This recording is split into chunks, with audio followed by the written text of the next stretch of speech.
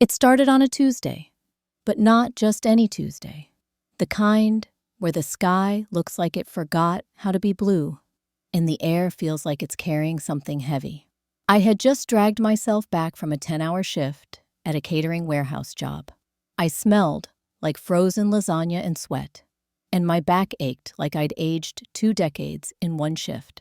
I stepped through the front door of my parents' house, a modest suburban home with yellowing blinds and a squeaky screen door that hadn't been fixed in years.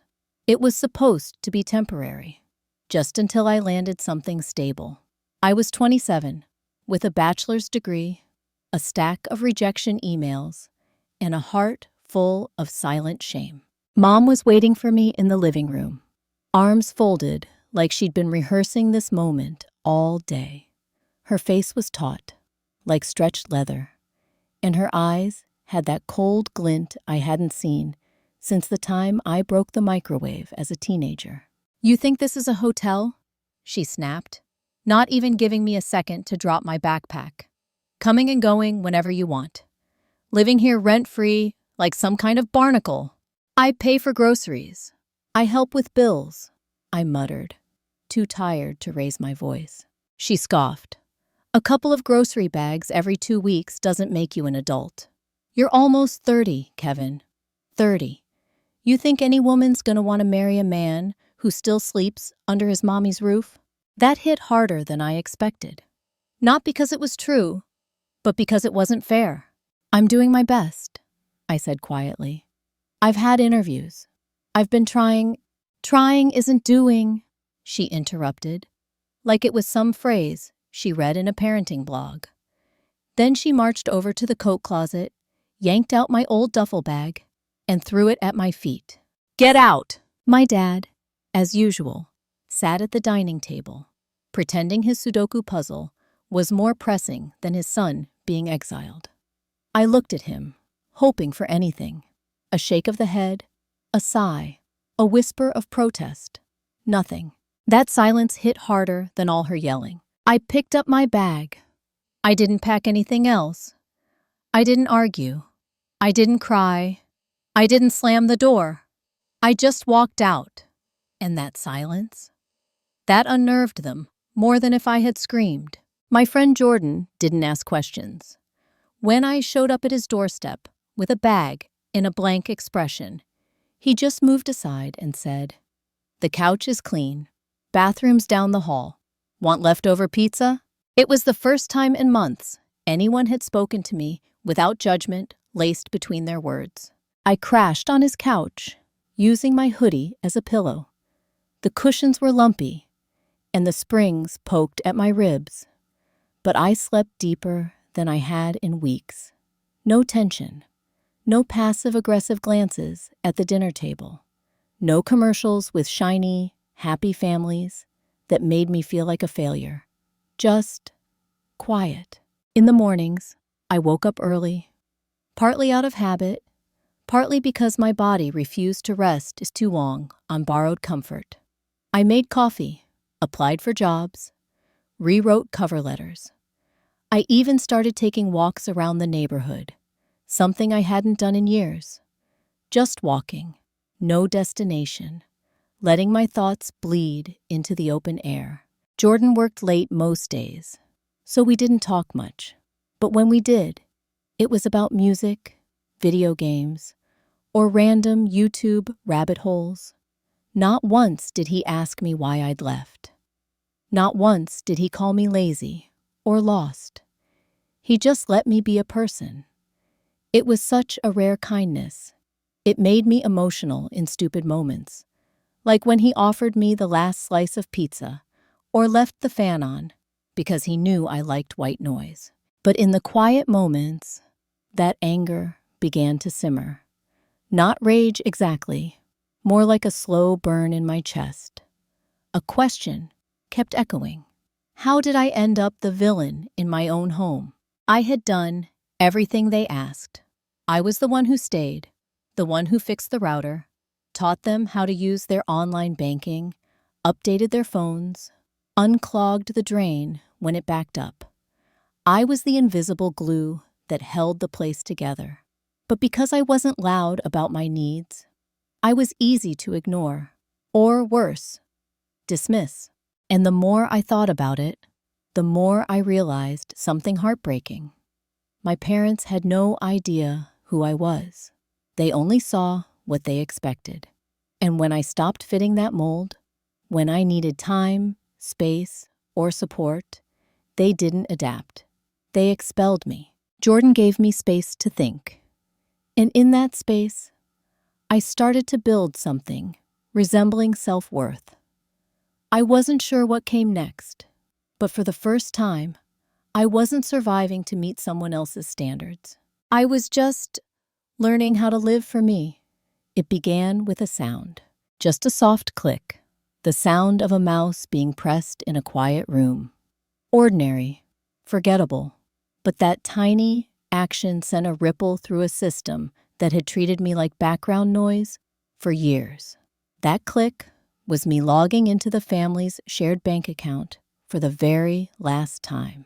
When I first moved back home, Dad had added me as a secondary user on the account. "You're good with this tech stuff," he said casually, handing me the login info. "Just keep an eye on the bills. Mom and I get confused by all those auto-pay emails." Back then, it had felt like trust. Now, it felt like leverage. I sat in Jordan's kitchen, with his cat curled up by my foot, and an open laptop glowing in front of me. I stared at the numbers on the screen. Nothing illegal, nothing shady, just ours, theirs and mine. Except the mine part had been erased the moment they threw me out like garbage. So I cleaned up, properly. I removed myself as an authorized user, followed every verification step, flagged a couple of old autopay charges that looked suspiciously like forgotten magazine subscriptions or duplicate charges for streaming services. Then, I sent a request to the bank to freeze changes on the account until the primary holder, my father, could confirm them directly. I didn't touch a cent. Not one. I just hit pause. But when you're dealing with people who need control to feel powerful, even silence feels like rebellion. And this was a siren. 3 weeks later, I was making instant noodles at 9 p.m. when my phone lit up. My dad's name flashed on the screen like it was trying to warn me. This won't be just a call. I let it ring. Then again, on the third ring I answered. His voice was shaky and sharp, like a cracked windshield under pressure. "Why is the account frozen? I can't pay the electricity bill. I can't transfer to the vendor account. What the hell is going on?" In the background, I heard her, my mom, like a storm behind the door, yelling accusations, blaming everyone but herself. My chest tightened, but I stayed calm. I let him rant. 2 minutes, maybe more. Then I said it. Flat, cold, final. "Ask the Leech." Click. I hung up. For the first time since I left that house, I felt something dangerously close to satisfaction. Not revenge, not cruelty, but the relief of setting a boundary so firm no one could step past it without cutting themselves. 2 days later, an email landed in my inbox. From a lawyer. Apparently, I had interfered with personal finances. They claimed I had intentionally disrupted critical transactions and caused emotional distress to senior citizens. The same people who had screamed me into silence were now playing the role of elderly victims, trying to frame me as some digital villain. I laughed, not out of humor, but disbelief. Then I spent the next 3 hours assembling a digital arsenal. Screenshots, emails, timestamps, access logs, every single action logged under my name. I made folders, backups. I called a real lawyer, one who specialized in digital rights and elder law, just in case. He reviewed it all. "Legally," he said after 15 minutes, "you're clean. ironclad. I should have felt victorious, but all I felt was hollow.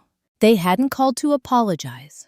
They'd called a lawyer to punish me, their own child. They weren't seeking resolution. They were seeking a villain, a scapegoat, a target to crucify so they wouldn't have to examine their own rot. That night, I stood alone on Jordan's tiny balcony, a paper cup of wine in one hand, watching the city flicker like stars had decided to vacation in the windows of office buildings. I thought about how many birthdays I'd spent in silence, how many Christmases I spent fixing their Wi-Fi, how many times I stayed invisible just to keep the house from breaking. They didn't see me, but I saw them. And that, I realized, was my advantage. This wasn't about money or control. This was the beginning of me choosing myself. For once, it came like a storm dressed in formality. An email, cold, precise, legal. My name in bold at the top, followed by phrases like malicious interference, cyber manipulation, and intent to destabilize family structure.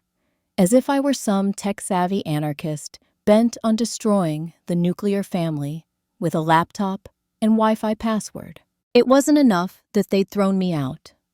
Now they wanted to rewrite the script, with me as the monster. They didn't mention the years I helped them manage that account. They didn't mention how I patiently explained online payments, caught phishing scams, or saved them hundreds by flagging overdraft charges. No, now I was just the son who stole control. I stared at the email for a long time, my fingers trembling slightly. Not with fear, but rage. The kind of rage that comes when people who raised you choose reputation over relationship. When instead of calling to ask, "Why did you do this?" they call someone paid by the hour to intimidate you into silence.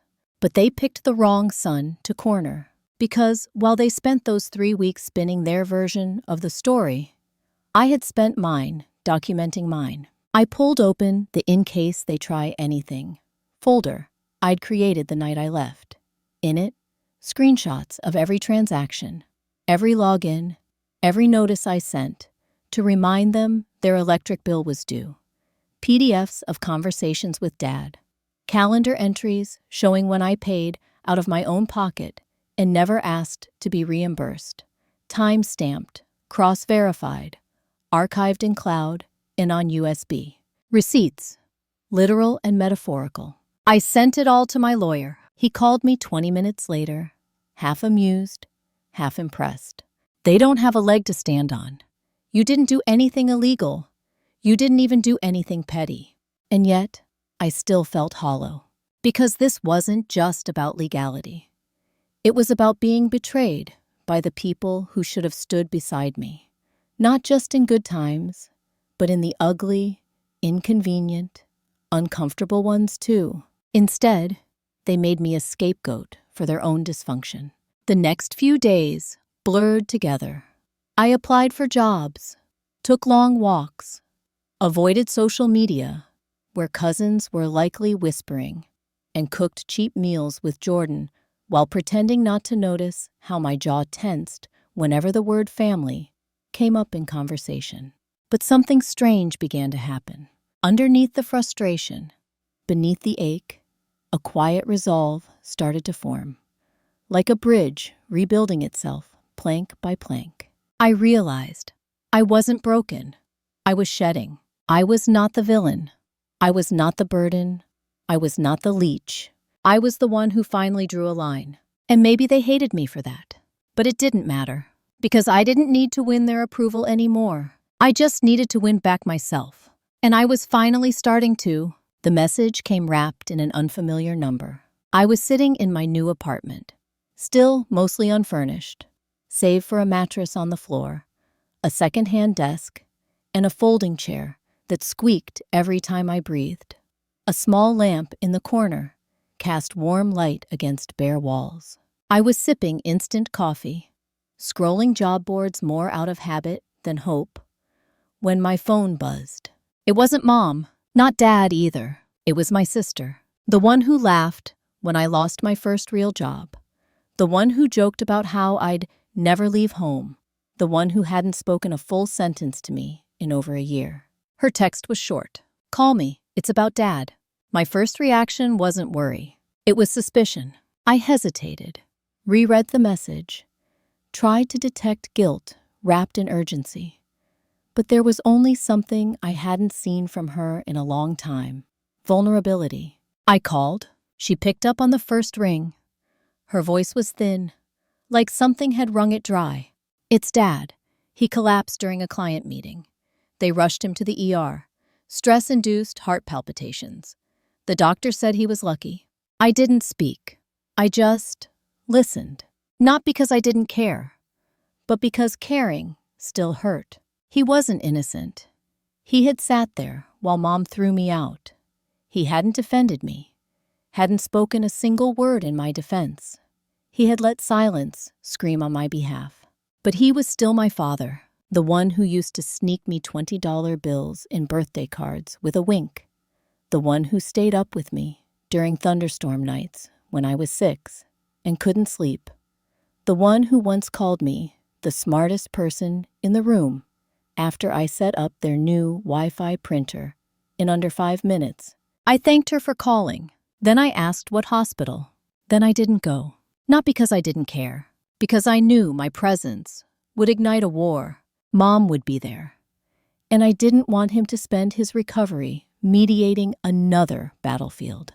So I did something else. I sent flowers. No card, no note, just white lilies. His favorite. The ones he'd sent me at graduation 4 years ago. It wasn't an apology. It wasn't forgiveness. It was a fracture in the wall I'd built. 2 days later, I got the text. It was short. No accusations. No passive-aggressive guilt. "I'm sorry. You didn't deserve what happened. Can we talk?" I stared at it for a long time, because part of me, the part that had grown strong in silence, wanted to ignore it. But another part, the boy who once climbed trees with his dad on Sunday mornings, who spent entire weekends playing board games while eating dry cereal, wanted to believe in that message. We met at a quiet diner outside town. He looked smaller, softer, less like the man who had sat silent at the table that day, and more like someone who had aged decades in weeks. He didn't talk right away. He just looked at me like he was still searching for the right version of me, like he was expecting to see anger etched across my face. I didn't give it to him. Instead, I let him speak. "I should have stood up for you," he said, voice barely audible above the hum of the air conditioner. "I let her push you out, and I said nothing. I thought silence would protect the peace. But it just made things worse. For you, for me, for the house." He paused, sipped his coffee, hands trembling slightly. "It wasn't until you were gone that I saw how much you were holding the house together. Not your brother, not your sister, you." He looked down, shame sitting heavy in the lines on his face. "You weren't the leech. You were the glue." And it hit me, not like a slap, but like a wave that had been building for years and finally crashed into shore. Because all I had ever wanted was for someone to say they saw me. Not for what I wasn't, but for everything I had quietly been. I told him I appreciated his apology, but I also told him I didn't know if we could ever go back. Not just to the house, but to that dynamic. He nodded. He didn't try to argue. That, more than anything, told me he meant it. It came at night, as I expected it would. Not in the heat of confrontation. Not face to face, where she'd have to look me in the eye. No, my mother was always sharper from a distance, where her words could strike without seeing the damage. The notification buzzed on my phone like a mosquito at 1 a.m. Her name. A long message. No punctuation until the very end. And not a single apology. Instead, it began the way her conversations always did when she wanted something, by pretending nothing ever happened. Family is complicated. Things are said in the heat of the moment. We all have our ways of coping with stress. I hope you're doing okay. It would be nice to have dinner together sometime. Your father misses you. I read it once, then again, not out of confusion, but disbelief. There it was, every tool in her arsenal. Guilt, deflection, minimization, and the kicker, pretending concern without ever acknowledging she hurt me. She didn't say I was wrong. She didn't say I threw you out. She didn't say I called you a leech. She just smoothed over the memory, like it was a wrinkle in a shirt, like a little ironing of words would erase everything. And I almost responded, almost, because some part of me still wanted a version of her that would one day mean it. But that part had been shrinking, quietly, slowly, the way old wounds harden into scars. So I left her on read, not to be cruel, but because forgiveness doesn't require a reply. And healing doesn't mean returning to the place you bled. The truth is, she didn't want reconciliation. She wanted control. Again, she wanted me to fold, to return to the role I'd played for years. The peacekeeper, the fixer, the one who swallowed everything so the family machine kept running. But I wasn't going back. Not to the house, not to the old silence, not to the dynamic where love had conditions and validation came wrapped in guilt. Later that week, I told my therapist about the message. He asked, "What did it make you feel?" I thought about it. Not anger, not sadness, just clarity. It made me realize I'm not waiting anymore. Not for an apology, not for her to change. I've stopped needing her to understand who I am. He nodded, and for the first time in our sessions, I felt clean, like I had finally scrubbed the last traces of her voice from my spine. There was no grand breakthrough, no epic sunrise, no movie score swelling in the background. Just me, in my tiny apartment, unpacking a box labeled kitchen stuff, maybe, and finding a chipped mug that once sat forgotten in the back of my parents' cupboard. I turned it over in my hands, wondering how it ended up here, wondering why I even brought it. Maybe part of me still wanted to carry the past. But the difference now, I didn't owe it anything. Life after the storm was quiet, but not empty. In fact, for the first time, the quiet felt like mine. My mornings started with instant coffee and lo-fi beats. I'd sit at the fold-out table by the window, updating work logs and sorting IT support tickets for the mid-sized firm that had taken a chance on me. It wasn't glamorous. It wasn't flashy, but it was stable. I'd spent so long in survival mode that I didn't even realize how healing stability could be. No one could throw me out here. No one could say I didn't belong. Every fork in the drawer, every clean shirt folded on the shelf, it all whispered, "You built this." I got a used car, a silver hatchback that rattled slightly above 60 miles per and smelled faintly of pine, air freshener, and freedom. I reconnected with a few college friends, people I used to laugh with before life had hardened us. We didn't talk about trauma. We just laughed again.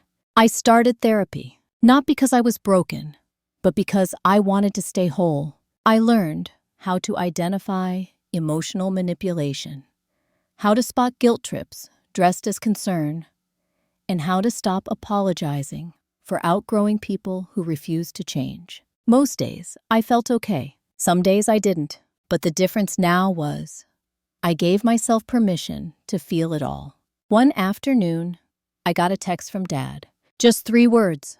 "You still okay?" I replied, "Yeah, better." He sent a thumbs up. We weren't what we used to be, but we were something new. And that was enough. As for my mom, she faded. Not dramatically, not tragically, just like background noise slowly turning to silence. I didn't block her. I didn't curse her name. I just stopped letting her voice echo inside my head. She never apologized, never admitted what she'd done. And that's okay, because I've stopped living for apologies I'll never get. Now, when people ask me where I live, I give them an address. But when they ask me where my home is, I say, here, inside me, in everything I built when I stopped asking for permission to exist.